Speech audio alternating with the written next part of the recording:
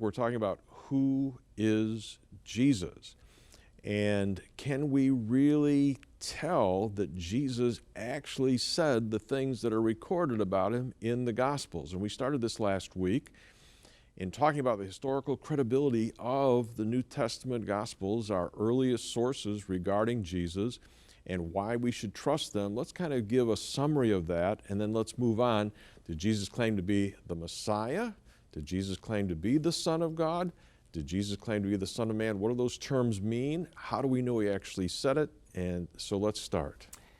During our last program, we looked at several criteria of authenticity which historical scholars use in investigating Jesus.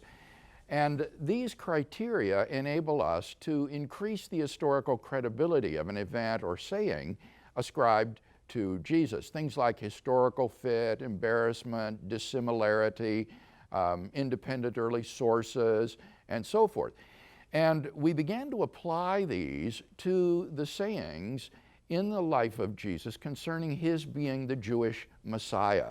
And we saw in his reply to John the Baptist in prison that Jesus recounts to John the typical signs that first century Jews believed would attend the Messiah when he appeared, as is evident from the Dead Sea Scrolls of the community in Qumran.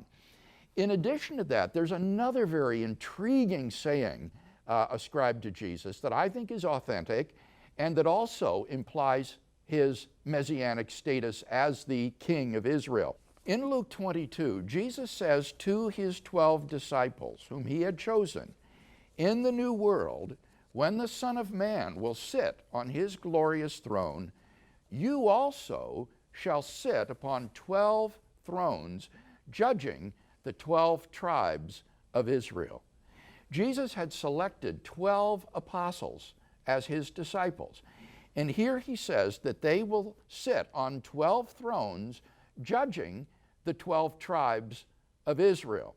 Now, this is very likely to be a saying from the historical Jesus, because the early church knew that there were not 12 disciples anymore. Judas had defected and had committed suicide, so there weren't 12 disciples to sit on 12 thrones of Israel.